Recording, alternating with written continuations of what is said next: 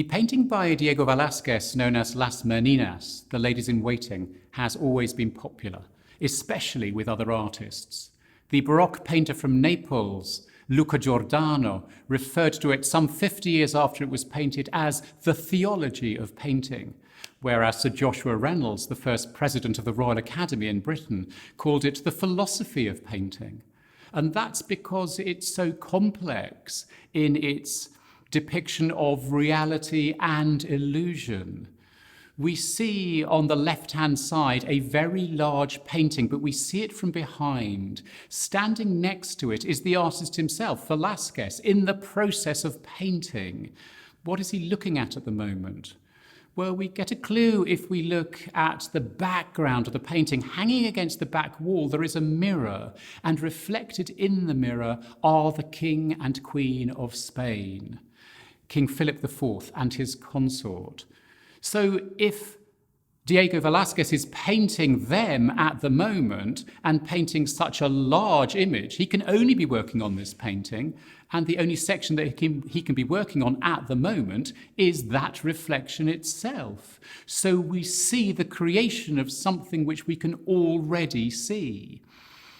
By imagining the king and queen standing in front of the painting, he is imagining them standing next to us as we look at the painting. But also, the painting keeps going further back in space. There is an open doorway, and in the doorway there is a man holding back a curtain.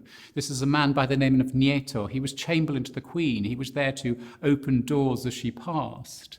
But he extends the space of the painting backwards through the room and beyond the door out of the room, but also forward in front of the painting to where we are standing. Centrally is the Infanta, the little princess, the eldest daughter of the king and queen, standing with the ladies in waiting who give the painting its title.